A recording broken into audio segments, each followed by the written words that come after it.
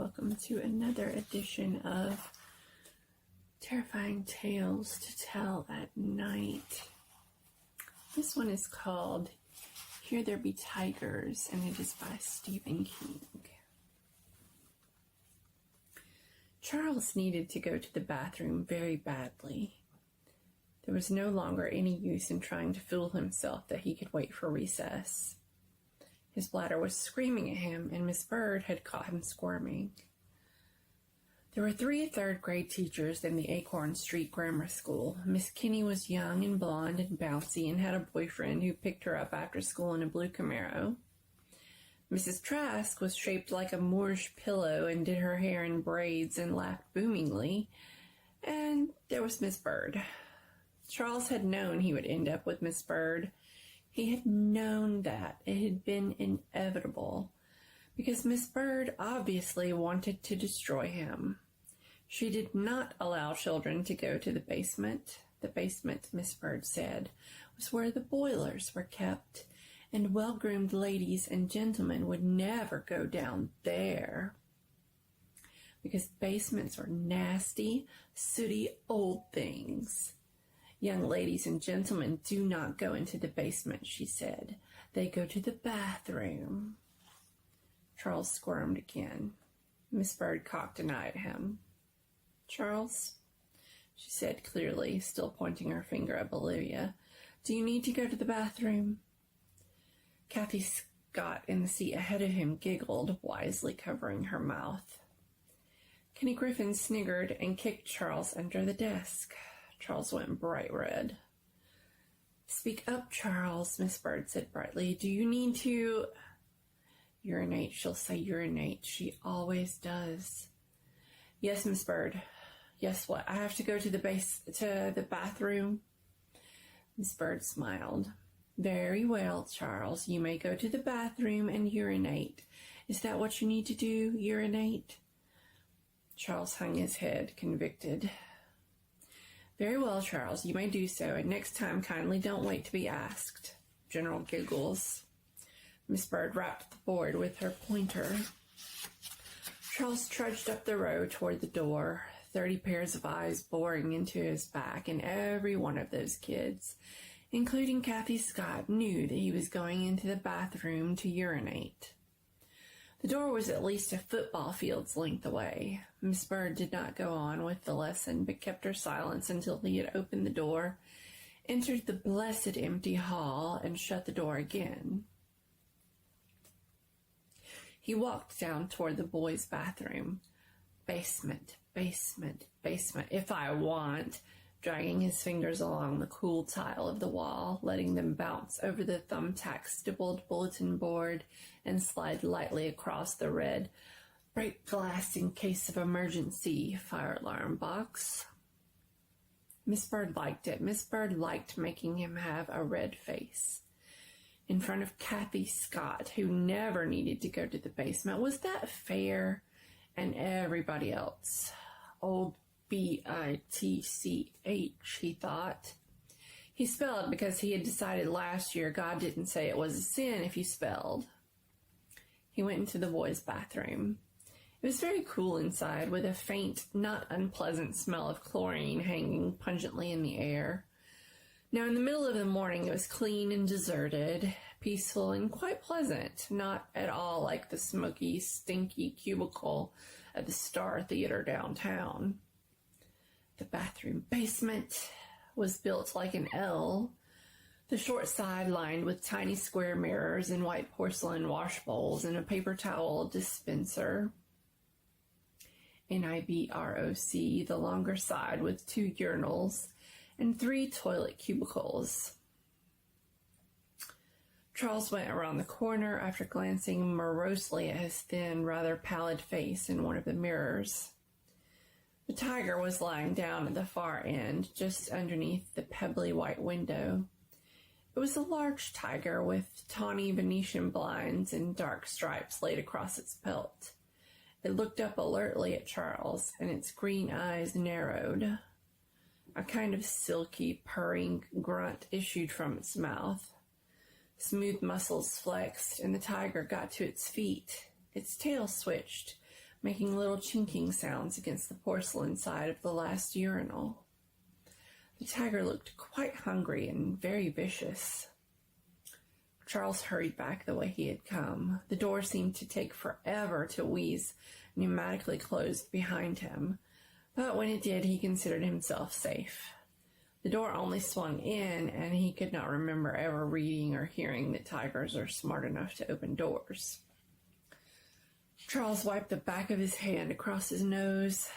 His heart was thumping so hard he could hear it. He still needed to go to the basement, worse than ever. He squirmed, winced, and pressed a hand against his belly. He really had to go to the basement. If he could only be sure no one would come, he could use the girls. It was right across the hall. Charles looked at it longingly, knowing he would never dare, not in a million years. What if Kathy Scott should come? Or what if Miss Bird should come? Perhaps he had imagined the tiger. He opened the door wide enough for one eye and peeked in. The tiger was peeking back from around the angle of the L, its eye a sparkling green.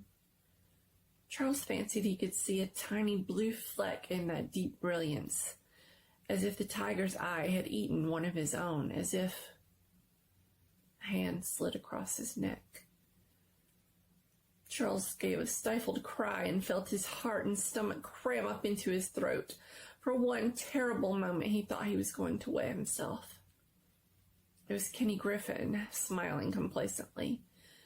Miss Bird sent me to look after you because you've been gone 6 years. You're in trouble. Yeah, but I can't go to the basement, Charles said, feeling faint with fright that Kenny had given him.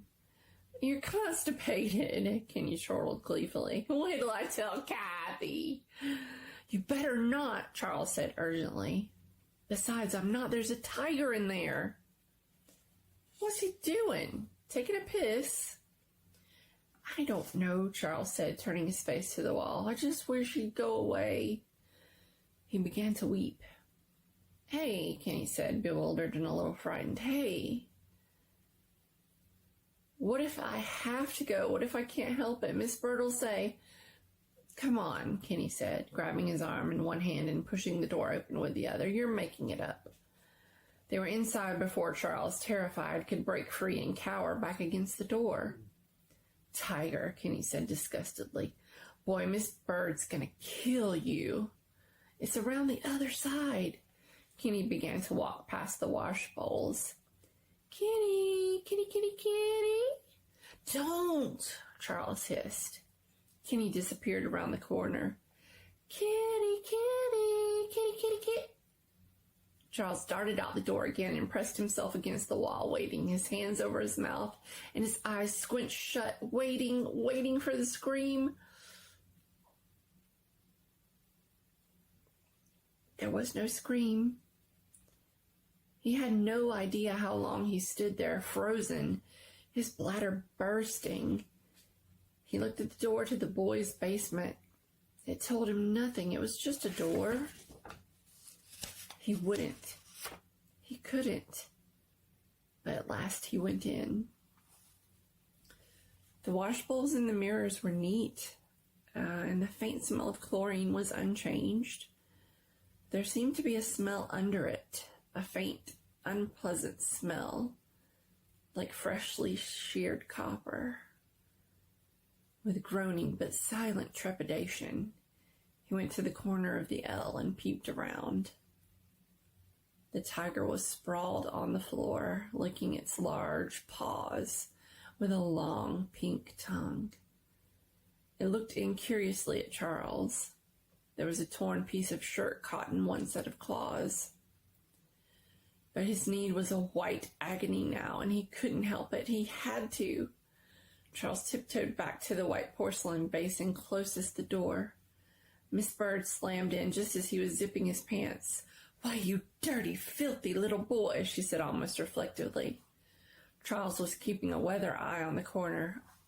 I'm sorry, Miss Bird, the tiger. I'm going to clean the sink. I'll use soap, I swear I will. Where's Kenneth? Miss Bird asked calmly. I don't know. He didn't, really. Is he back there? No, Charles cried.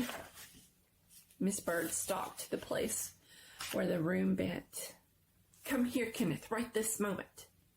Miss Bird, but Miss Bird was already around the corner. She meant to pounce. Charles thought Miss Bird was about to find out what pouncing was really all about. He went out the door again. He got a drink at the drinking fountain. He looked at the American flag hanging over the entrance to the gym. He looked at the bulletin board. Woodsy Owl said, Give a hoot, don't pollute. Officer Friendly said, Never ride with strangers. Charles read everything twice. Then he went back to the classroom, walked down to his row to his seat with his eyes on the floor, and slid into his seat. It was 11:15. He took out Roads to Everywhere and began to read about Bill at the rodeo.